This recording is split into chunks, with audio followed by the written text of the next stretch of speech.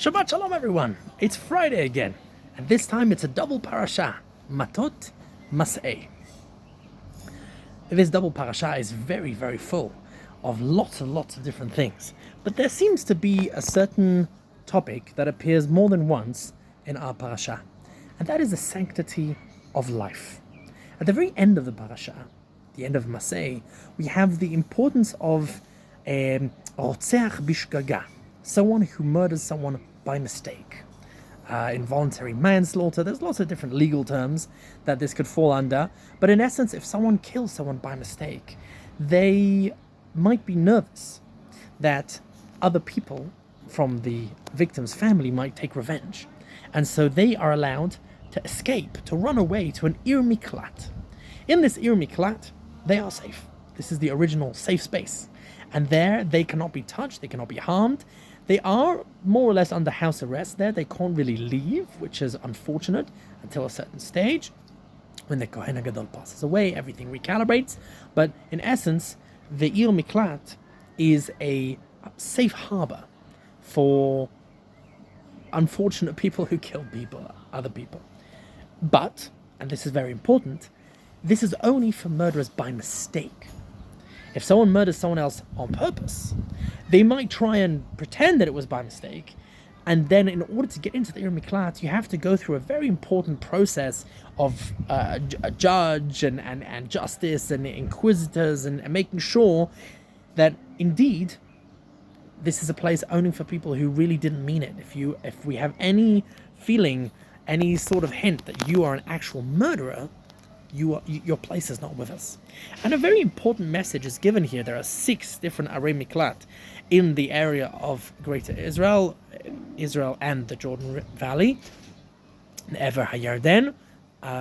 But this is there to teach us the importance, the sanctity of human life. Twofold. First of all, it's all about murder. Trying to make people be extra careful. Be careful. If you kill someone by mistake, it will cost you. Be extra careful with other people's lives. Don't drive crazily on the road, because you might crash into someone else and kill them by mistake. Don't play around with heavy machinery in areas that could potentially harm other people. Don't use tools that are maybe rusty, that an axe might fly off and hit someone else and kill someone else. Be careful. Be aware of the sanctity of human life. And second of all, also, just because you killed someone by mistake doesn't mean that now you deserve to die. You deserve sanctity of your life as well.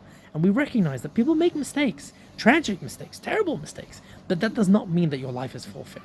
So we have here the importance, the value of human life, of taking care of, a phrase that will appear in Dvarim, but very much is relevant here. Be aware, take awareness of other people and make sure that you preserve as much life as you can. On the other hand, at the beginning of our parasha, in Parashat Matot, we have the battle against Midian. The battle against Midian is quite a serious battle in the Tanakh. We find Midian because of what happened with Bilam and what happened in Baal Peor. This is in many ways trying to build back our deterrence in coming into the land of Israel. We are not a nation to be trifled with. We are not a people who you can start messing around with. If you attack us, even if it is in different tactical ways, we need to push back, and we need to remind you that we are not frayerim, as they say in Hebrew. We are not people to be trifled with. But the command was to decimate Midian.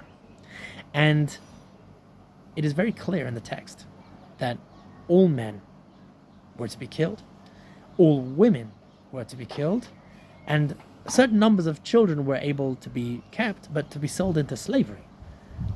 And this is in many ways very explicit genocide. Now, the question that needs to be asked here is, wait a second, I thought we just had the sanctity of human life, the importance of preserving human life. How come here we're just waltzing into Midian and slaughtering men, women, and children? This seems to be very antithetical to the values of human life. And there's much to say about this. I know that my mentor, my teacher, Rav Medan, is very unhappy with this story in the Tanakh. He often says, I've heard him multiple times say, if he could, cut it out of the book, He would. It's a terrible, terrible parasha to deal with, but it is part of the reality that we live in. And I think this is something very important that we sometimes, in our idealism, forget the realism. The Middle East is, in many ways, an ancient place. And a lot of the ancient rules still apply. Baruch Hashem, we've moved on a lot since then, but I would say out of all of the world, things, ideas, concepts, structures, customs die slowly in the Middle East. And very much what we're dealing with today can be seen as an echo of the past, and I'll expand on that in a second. But in the ancient world, it was so much more brutal.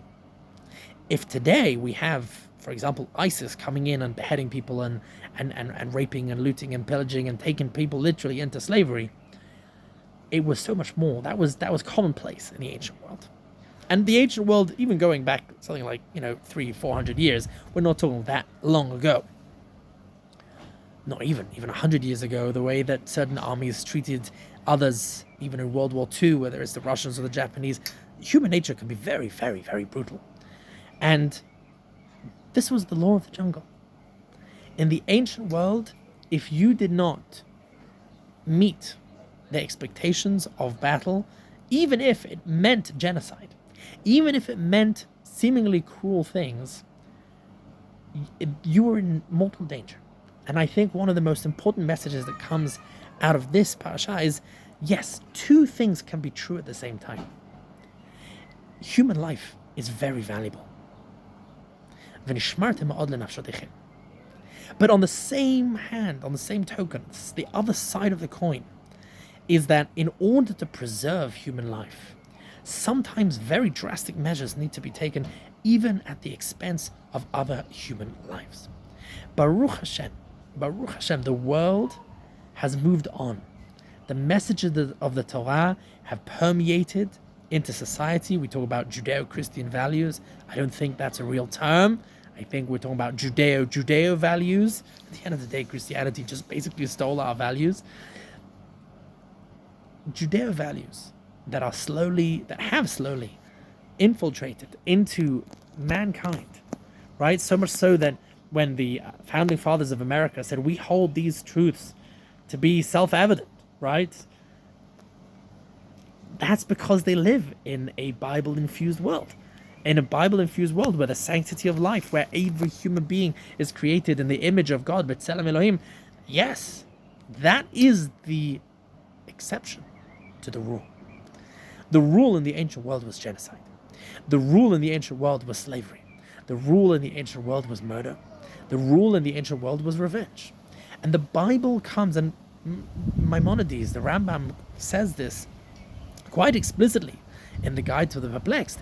The Bible, the Tanakh, is here to try and wean us away from the barbaric rules of the jungle. Unfortunately, the Bible still existed in the time of the ancient barbaric times. And as such, the Jewish people had to play by the rules. And to a certain degree, we have to play by the rules today. Now, Baruch Hashem, today, genocide is not part of the plan. Baruch Hashem, today, genocide is not on the agenda and is very much frowned upon.